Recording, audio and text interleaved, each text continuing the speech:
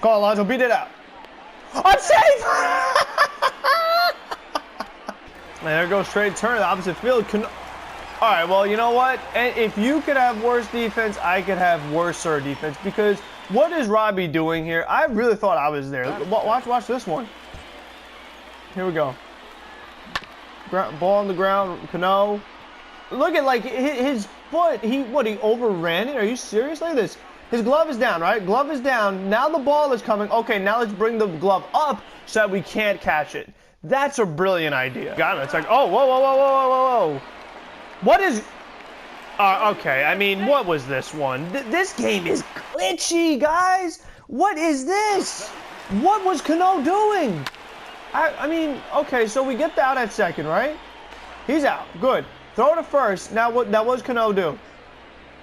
Like, because, I mean, here's my thing.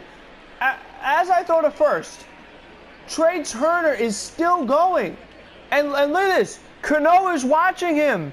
Look at Cano. He's like, oh, yeah, now let me get back to the bag so I can get this guy out. He, like, turns his back, catches the ball backwards, and is, like, tagging the bag, not even the guy.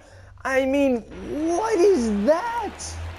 Hey, everyone. Welcome to another New York Mets franchise mode, episode number 62. As in the last one, we really were able to score a lot more runs off Justin Verlander than I thought.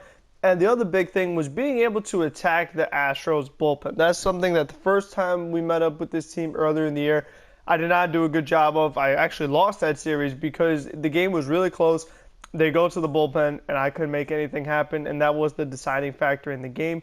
But for this one, we were able to get that done, and it still blows my mind when we look at how close our hits were, but how far apart our runs were. So that shows you all the jams that my guys were able to get out of, a lot of double plays, even one that I met Rosario booted, but still being able to just make the pitches when they need them.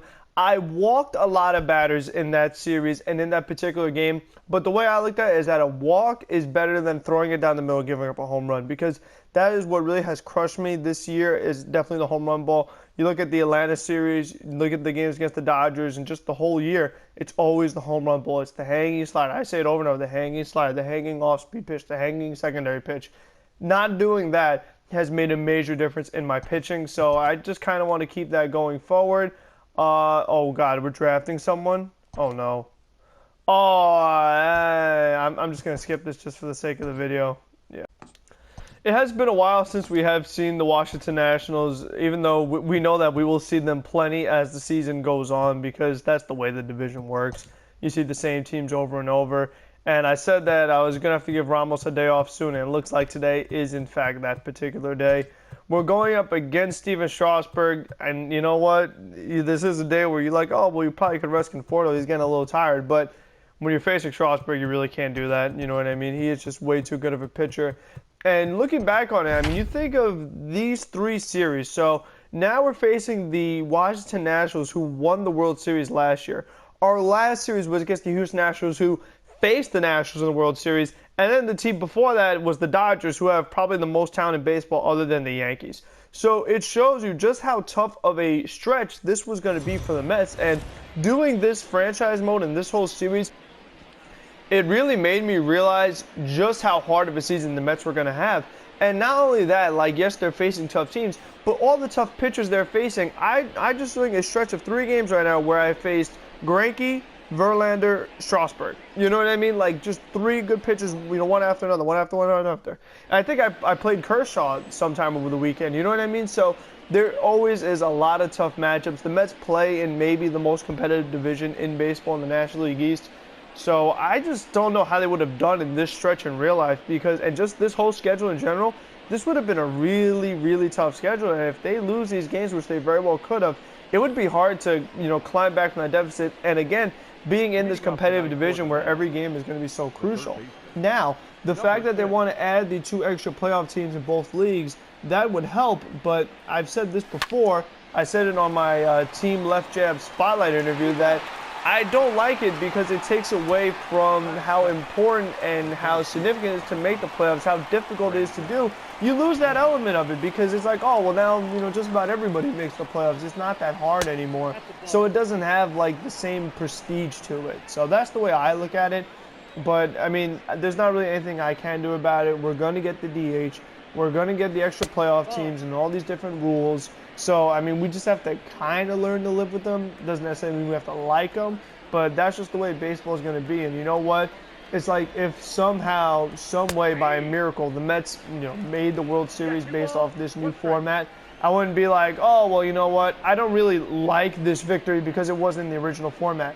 I'd be like, no, the Mets finally won a World Series in my lifetime. I'm super ecstatic and just really excited to finally see them win. So, again, that would definitely be unlikely. So, we'll see what happens.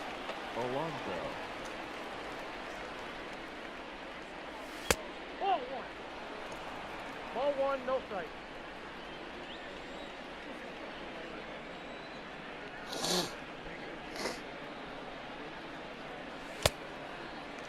Look out, 1-1.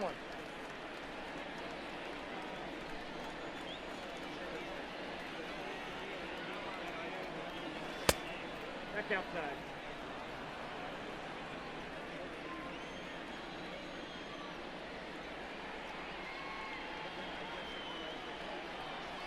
Hey, two balls, 2 strikes.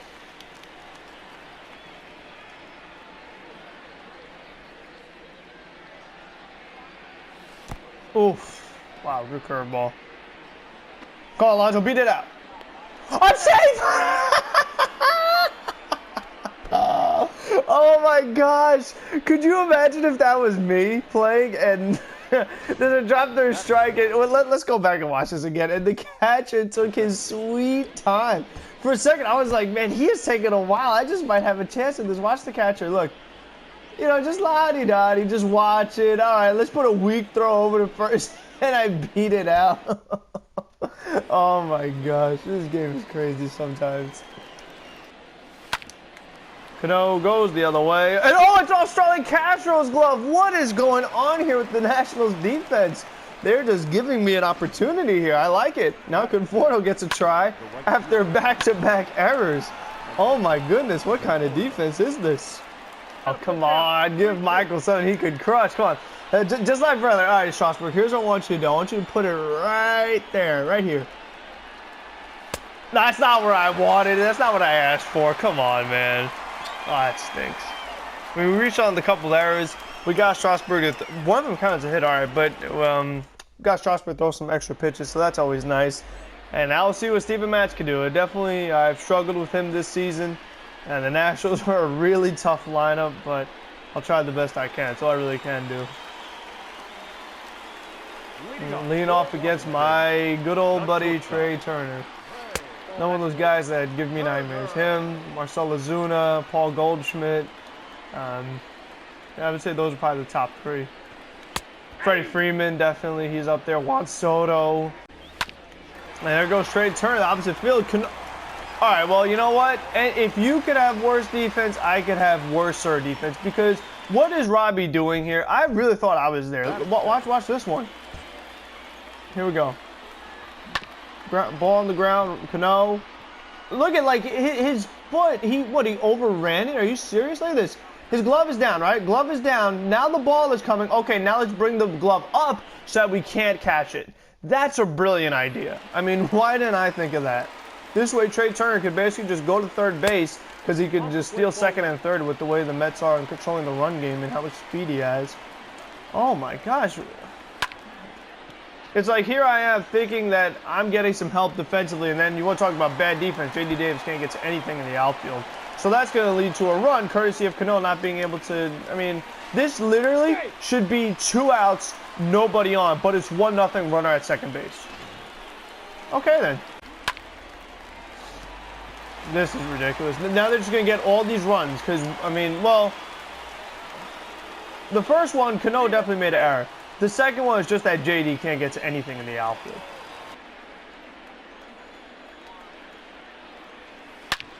And Eric Thames drives one to deep right field because that's the 99 prestige one from Diamond Dynasty or something. He's supposed to be worse against lefties. I throw one. It was supposed to be out of the zone. He's early squared up. All right. Yeah, now Cano wants to be Jeter. It's a little too late now, Cano. The game's already over. Rosario gets a fastball down the middle, drives on out to left. Good, okay. All right. Alonso gets a curveball down the middle. Good pop. Oh, my God. It wasn't that down the middle, so my PCI was under it, but oh, my goodness. And he plugs Robbie Cano to bring home a run. That's pretty big right there because it was a 2-strike count. I didn't think I was going to do much that at bat, so just to be able to get a run, I'll gladly take that. Back-to-back games with Cano getting hit by pitches, so I guess they're coming after him. Jeez Louise, man, that really stunk. I had the bases loaded, nobody out, popped up with Alonso. Base load less than 2 out with Conforto and struck out. I mean, you have to be kidding me. That's as good as opportunity I'm going to possibly get with my 2 best hitters, and I did nothing. I mean, I'm lucky I got hit with the pitch with Cano, so I at least got a run. Oh my gosh, what a terrible game. Rosario gets a curveball down the middle, drives it out to center field. Good, and Adamian's right there. Come on, what more can I do there? That's a curveball down the middle, good. And Ryan Zimmerman drives that one out to deep left field, and that ball is out here. Tomas Nido just wants me to throw changeup after changeup after changeup after changeup, and sometimes it breaks, sometimes it doesn't move at all. And when it doesn't, it's a home run. Cano takes that one out to left field. Good, okay. And Soto is there. I don't know how it's a good okay. The PCI was there on that one. I mean, the Alonso one, okay, makes sense, but that's just ridiculous. Wow. How is that good popped? I mean, I don't know. I feel like the PCI is really close. You got to be kidding me right now. Hey, down the middle. How is that good ground ball out? Come on. Wow, 105 off the bat, and it's just a routine ground out. Give me a break. Oh, and Cespedes comes off the bench to get hit with the pitch, and Cespedes not thrilled about it. Looks like it hit him in the elbow guard, so he should be okay. Look at this one. Yeah, right in the elbow guard. It's just too bad in these video games, I'm pretty sure the elbow guards don't really count for anything. Like, I'm pretty sure Cespedes could still get hurt from something like that. McNeil drives that one out to center. I swear, man, these good okays are driving me nuts. I am like just missing the PCI locations. Oh my God, that could have been tie game right there. Wow, come on. I mean, early squared up for me is a foul ball, but early squared up for Eric Thames is a bomb home run. Nemo drives that one out to right center. Good, okay. Another good, okay. I mean, again, the PCI like just missing. I'm just too high, or just too low, or just too far to the left, or just too far to the right. These good okays are so annoying. Oh my gosh. What was that one? Early good? Oh, come on. Enough is enough already. And I strike out. No way I even struck out there. I was on it. My PCI was there. You know what? This game stinks, dude. Like, the glitches and it's so ridiculous. Hopefully you guys did enjoy this video, though. If you did, leave a like, comment what you think about the Nationals and the kind of schedule the Mets would have had versus the kind of schedule they would have now. How do you think that will impact them? Subscribe to keep up with everything going on in the channel. It makes me feel better after this good okay, good week, good chopped, good pop nonsense. And until the next one, be safe, be smart, be healthy, and have a good one, everyone.